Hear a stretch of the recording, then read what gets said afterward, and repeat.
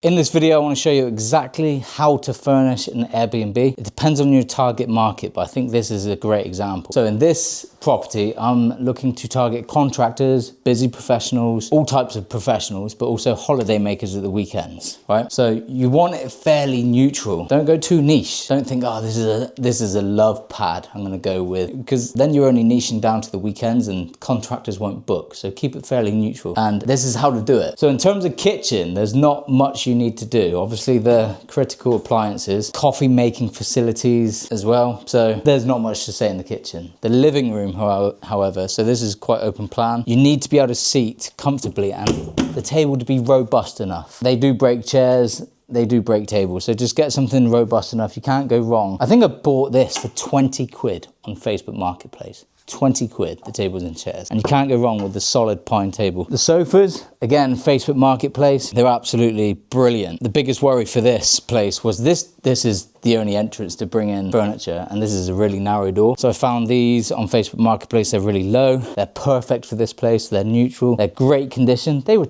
£200. And then all of this is Amazon. You know, the nested tables, Amazon. Charity shops, find a large local charity shop. That was their charity shop. We use charity shops quite often. Curtains are Dunelm. We always use Dunelm for curtains. Can't go wrong with them, really. And then the ceilings are really high in this place. When you're furnishing a bedroom, you need to remember people like to charge in their phones. Don't forget that. That's vital. So, you know, we buy these with the USBs. They're touch as well. These are brilliant. So have one on each side. Bedside tables, the pillows.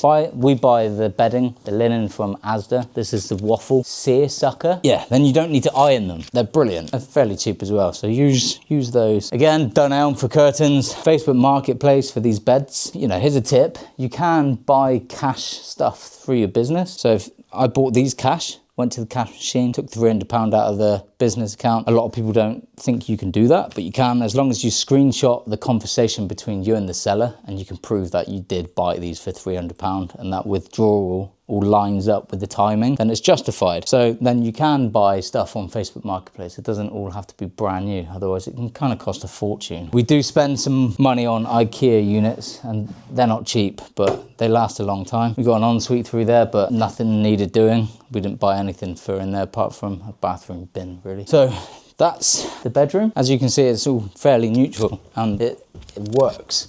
We get the contractor bookings. We've got a 68 night booking and people checking in a couple of weeks. 68 nights, two blokes working within the military, and they're staying here and they've paid, well, you can see it here. This is a booking that they've paid for this property. Yeah, this was Facebook Marketplace, this bed. This was Gumtree. That's it, really. No, don't overthink it. When you look at it, we've got a bed.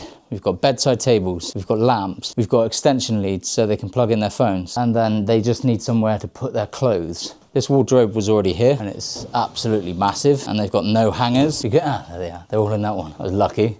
I'd have someone in the comments, you don't provide hangers for your guests. What kind of host are you? In theory, we didn't need to get this, but then this is a substantial room. It would just look empty. So kind of bear that in mind. If you know, yes, I can just provide, you see here, but then it's a very bland looking room. So be aware of that. Sometimes you do need to just buy furniture for the sake of it. Got the bathroom, the main bathroom, but this is what it is. Didn't really buy anything apart from fake plants. That's that. So I think in total, I spent £5,000 taking on this property, and that includes furnishing and the rent, the insurance, and this makes on average 2,200 a month in profit. So it's a great return on investment. So yeah, guys, don't overthink the furniture. If you want an SA shopping list, then go to my website, download the serviced accommodation downloadable free pack, and I will leave the shopping list within that to help you get started or give you an idea on exactly what is needed to buy when furnishing your Airbnb unit. I hope this helps.